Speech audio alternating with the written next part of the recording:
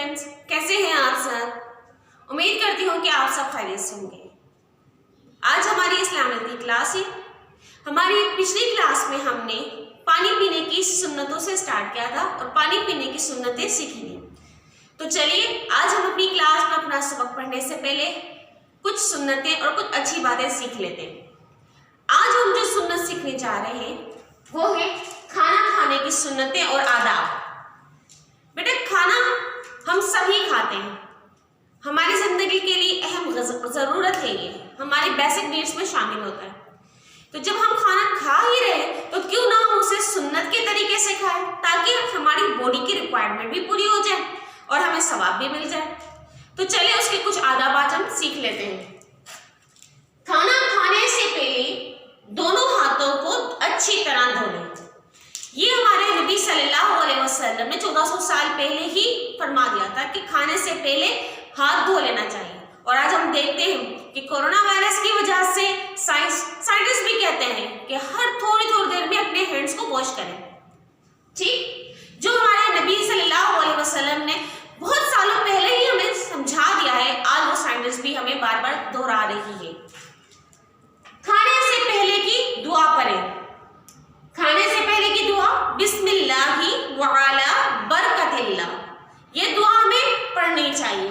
اس کا مطلب ہے کہ اللہ تعالیٰ کے نام سے شروع کرتے ہیں، اللہ تعالیٰ اس میں برکت عطا فرمائے۔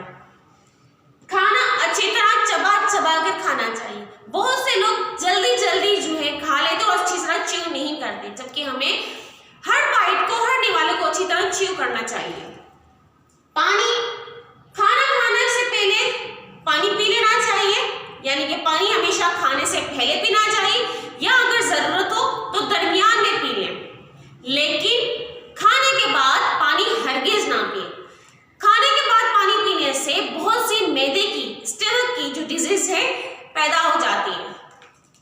سائنٹسٹ بھی جو ہے ہمارے ہم منع کرتے ہیں کہ کھانے سے پہلے، کھانے کے بعد پانی نہ پئیں، اور ہمارے آقا صلی اللہ علیہ وسلم نے کئی سال پہلے ہی ہمیں سمجھا دیا ہے کہ کھانے کے درمیان میں پانی پئیں یا ضرورت ہو تو آخر میں شروع میں پئیں، آخر میں ہرگز نہ پئیں۔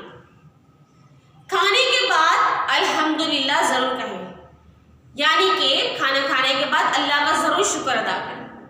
کھانے کے بعد مسواک صاف کریں، یعنی کہ اپنے ٹیتھ کا برش کریں، اسے صاف کریں۔ دائیں ہاتھ سے کھائیں۔ صرف کھانا ہی نہیں، ہمیں ہر کام اپنے سیدھے ہاتھ سے کرنا چاہیے۔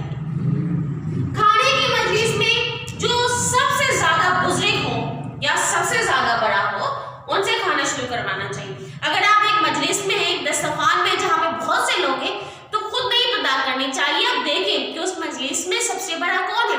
یعنی کہ آپ اپنے گھر میں ہیں تو آپ کے دادا ہیں، دادی ہیں، یا وہ نہ ہے تو اپنے والدین ہیں۔ والدین کے بعد اگر وہ بھی دسترخوان میں موجود تھی تو آپ کے جو بڑے بھائی بہن ہیں ان سے شروعات کر دیں، خود اسٹارٹ نہ کریں۔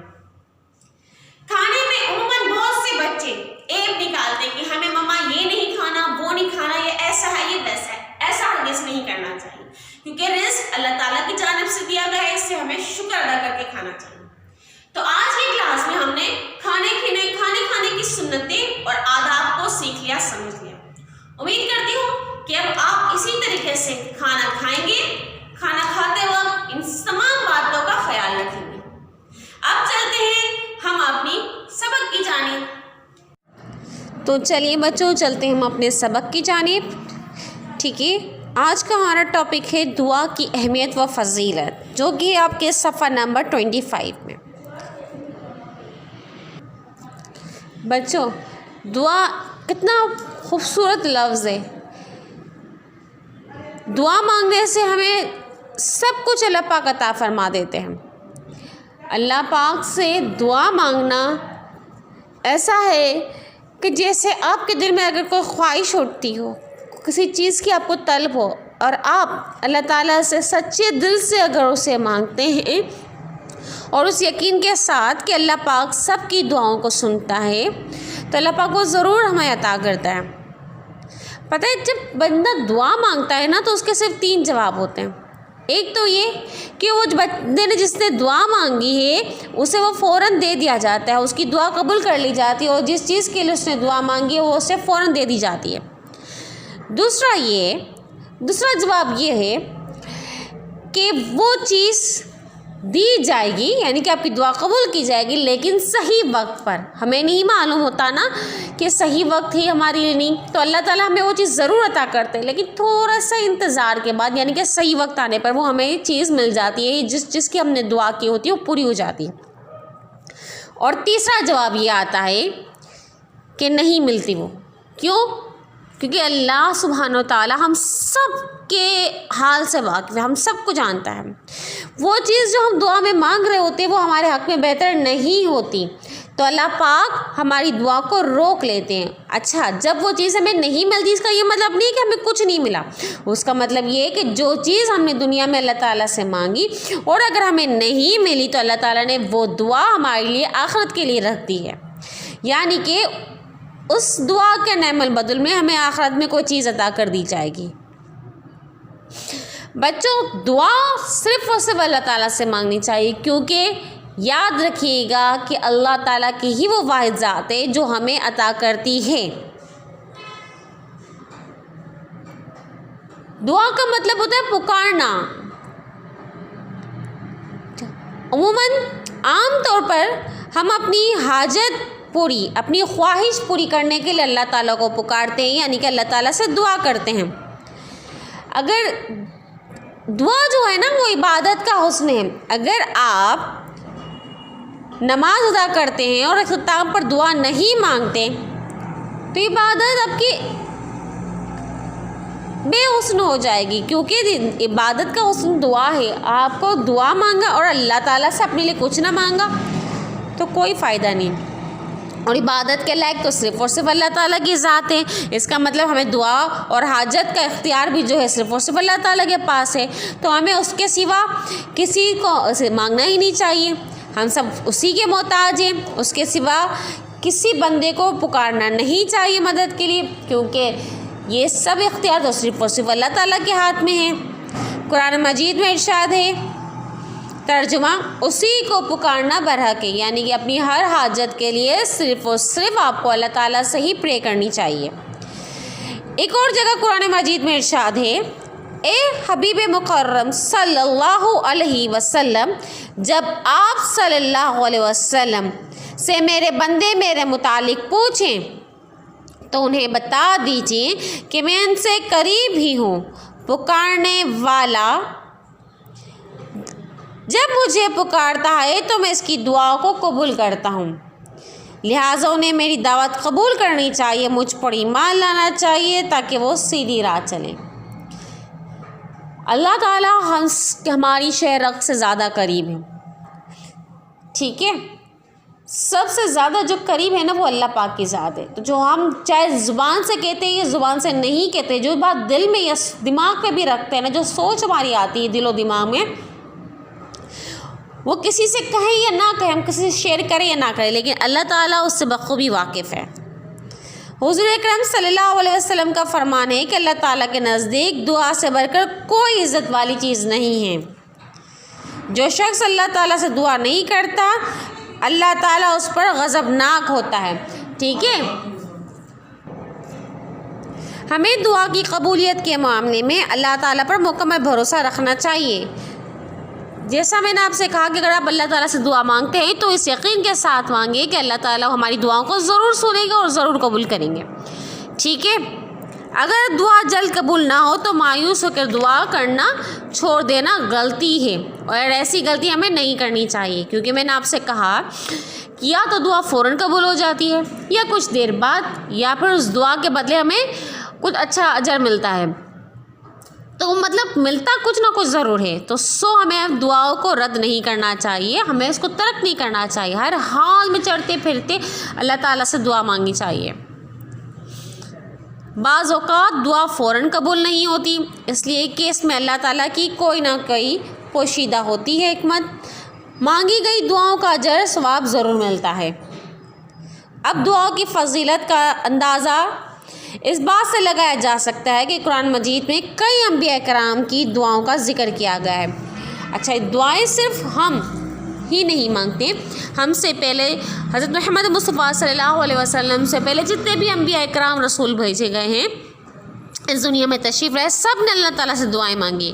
اگر آپ قرآن مجید کو ترجمے کا تفسیر کے ساتھ پڑھیں تو یہاں پر اللہ تعالیٰ نے کئی دعاؤں کا ذکر کیا ہوا ہے قرآن مجید میں۔ والدین کے حق کے لیے دعا ہے، ٹھیک ہے، اولاد کے لیے دعا ہے، کئی انبیاء کرام نے جس جس کے لیے دعائیں کی وہ قرآن کریم میں موجود ہیں۔ اس کے علاوہ قرآن مجید میں کئی جامع دعائیں بھی ہیں، مثلا رحمت مغفرت کی دعا، عذاب جہنم سے دعا، وہ بھی قرآن مجید میں موجود ہے، دنیا اور آخرت میں بھلائی کی دعا، والدین کے لیے دعا، اولاد کے لیے دعا، یہ ساری دعائیں قرآن مجید میں موجود ہیں۔ دعا کے لیے کسی زبان، انداز یا الفاظ کی کوئی پابندی نہیں، آپ کسی زبان میں بھی دعا مانگ سکتے ہیں، بٹ شرط ہے تو صرف یہ کہ وہ آپ سچے دل سے اللہ تعالیٰ سے مانگیں۔ اللہ تعالیٰ کا کرم ہے ہمیں کہ اس نے ہمیں یہ بتایا کہ مجھ سے کس طرح مانگو، اور دعاؤں کے الفاظ بھی ہمیں بتا دیے۔ دین و دنیا کی کوئی ایسی نہیں ہے جو دعا ہمیں سکھائی نہ ہو۔ اگر ہم قرآن کریم کو اور حدیث مبارکہ مطالعہ کرتے ہیں تو اس میں ساری دعاؤں کا ذکر ہے، دنیا کی بھلائی کے لیے بھی، آخرت کی بھلائی کے لیے بھی، روزی کے لیے بھی، بہن بھائیوں کے، والدین کے لیے، مغفرت کے لیے، رحمت کے لیے، تمام دعائیں موجود ہیں۔ حضور اکرم صلی اللہ علیہ وسلم کا ارشاد ہے کہ بندے کی جو دعا اللہ تعالیٰ کی حمد و ثنا اور نبی کریم صلی اللہ علیہ وسلم کے پر درود السلام کے ساتھ پہنچتی ہے وہ شرف قبولیت پاتی ہے۔ یعنی کہ دعا مانگنے کا اصل طریقہ یہ ہے کہ جب آپ دعا مانگنا شروع کرتے ہیں تو پہلے اللہ تعالیٰ کی حمد و ثنا کیجیے، اللہ تعالیٰ کی تعریف بیان کیجیے اور حضور اکرم صلی اللہ علیہ وسلم پر درود پاک بھیجیے۔ دعا کے اختتام پر بھی حضور اکرم صلی اللہ علیہ وسلم پر درود پاک کا بھیجنا لازمی ہے، جو کہ دعا کی شرط قبولیت ہے۔ قرآن مجید میں ارشاد ہے، اے رب، اپنے رب کو عاجزی اور رازداری کے ساتھ پکارو۔ جب اللہ تعالیٰ کو آپ پکار رہے ہو دعا کے لیے تو اس کے اندر اپنے انداز میں عاجزی رکھو، جھکاؤ رکھو، ٹھیک ہے۔ اب چلتے ہیں دعا کے آداب۔ ہمیں اللہ تعالیٰ سے جب اس ہستی، دیکھیں ہم کسی بھی، اگر آپ آفس میں جاتے ہیں، کسی بڑے کے آگے، کسی صدر کے آگے جاتے ہیں یا اپنے سے بڑے عہدے کے پاس جاتے ہیں نا، جن کا عہدہ بڑا ہوتا ہے، تو بڑے جھک کے، بڑے تمیز کے ساتھ، بڑے احترام کے ساتھ جاتے ہیں۔ تو جب اللہ عز و جل کے پاس ہم جاتے ہیں دعا مانگنے کے لیے تو ہمیں بھی اس وقت بھی بڑے عاجزی اور ادب کے ساتھ جانا چاہیے۔ تو کچھ آداب جو یہاں پہ درج ہیں ہم سیکھ لیتے ہیں۔ دعا مانگنے کے کچھ آداب درج ذیل ہیں۔ دعا مکمل خلوص اور پاکیزہ نیت کے ساتھ ہونی چاہیے تاکہ ہمارا یہ ایمان ہو، یہ یقین ہو کہ ہم اللہ تعالیٰ سے مانگ رہے ہیں اور وہی ہمیں عطا کرنے والا ہے۔ دعا چپ کے دھیمی آواز میں مانگے، ٹھیک ہے، بڑے زور سے آواز میں نہ مانگے۔ ہاں اگر آپ کسی محفل میں اجتماعی دعا مانگ رہے ہیں تو وہ ایک الگ بات ہے، لیکن اگر آپ اکیلے دعا مانگ رہے ہیں تو زور سے نہ مانگیں۔ دعا انتہائی عاجزی اور خشوع و خضوع کے ساتھ مانگیں، مطلب دعا مانگتے وقت نا اپنے گناہوں کو یاد کر لیں، اپنی تکلیفوں کو یاد کر لیں تاکہ آپ کو رونا آ جائے۔ اللہ تعالیٰ سے رو کے گرا کے مانگیں۔ دعا مانگتے وقت طہارت اور پاکیزگی کا پورا خیال رکھیں۔ دعا مانگتے ہوئے دوسروں کے لیے بھی دعا کرنی چاہیے۔ ایک بات یاد رکھیے گا کہ دعا صرف اپنے لیے نہیں مانگنی چاہیے، ٹھیک ہے۔ جب ہم دوسروں کے لیے بھی اللہ تعالیٰ سے مانگتے ہیں نا تو اللہ تعالیٰ بڑا خوش ہوتا ہے کہ یہ بندہ اپنے ساتھ ساتھ اپنے دیگر بھائی بہن، اپنے رشتہ داروں کے لیے، مسلمان بھائیوں کے لیے بھی مانگ رہا ہے۔ دعا مسلسل مانگتے رہنا چاہیے۔ اگر آپ نے دعا مانگی اور وہ قبول نہیں ہو رہی تو پھر مانگے، لیکن دعا مانگتے تھک مت جائیے کہ وہ قبول ہی نہیں ہوتی۔ دعا مسلسل مانگتے رہیے۔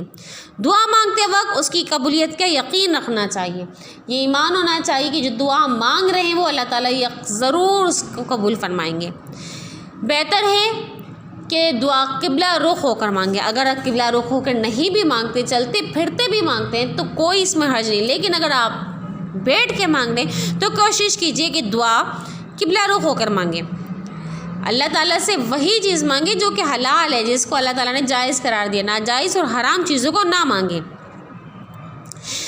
اس لیے ہم سب کو چاہیے کہ ہر وقت دعا کرتے رہیں، اللہ تعالیٰ سے بھلائی اور خیر مانگتے رہیں۔ اللہ تعالیٰ قادر مطلق ہے اور ہم سب اسی کے مانگتے ہیں، اسی کے محتاج ہیں، اسی سے دعا مانگیں، اسی سے گر گرائے، جو چاہتے ہیں اسی سے چاہیں، کیونکہ دینے والی ذات صرف اور صرف اللہ تعالیٰ کی ہے۔ دعا کی وجہ سے اللہ تعالیٰ اپنے بندوں پر خصوصی مہربانی فرماتا ہے اور دنیا اور آخرت میں درجات بلند عطا فرماتا ہے۔ بچوں، آپ سب دعا مانگیں اپنے لیے، اپنے والدین، اپنے اساتذاؤں کے لیے، اپنے رشتہ داروں، اپنے پڑوسی کے لیے، اہل مسلمان کے لیے دعا مانگیں، اور بالخصوص یہ دعا کیجیے کہ جو کرونا وائرس کی وبا ہے وہ جلد سے جلد جڑ سے ختم ہو جائے اور ہم سب کی زندگی نارمل حالت میں آ جائیں۔ جن لوگوں کو ان بیماری کی وجہ سے بہت زیادہ نقصان ہوا ہے، جانی و مالی، اللہ پاک ان سب کی جانی و مالی نقصانات کو ختم کر کے انہیں اس کا اجر عطا فرمائے، اس کے نعم البدل میں کچھ اچھا عطا فرما دے۔ اللہ پاک ہم سب کو حفظ و امان میں رکھے اور اپنے علم کے لیے دعا کریں کہ اللہ پاک آپ کے علم میں برکت عطا فرمائے، ترقی عطا فرمائے، اور اپنی خاص اور پیاری پیاری دعاؤں میں مجھے مسز کلثوم شکیل کو ضرور یاد رکھیے گا، ٹھیک ہے؟ میرے لیے ضرور دعائیں کیجیے گا۔ اب یہاں پر ہماری کلاس ختم ہوتی ہے، جو کام آپ کا PDF میں آئے گا آپ نے وہ کرنا ہے۔ اپنا بہت سارا خیال رکھیے گا۔ اللہ حافظ۔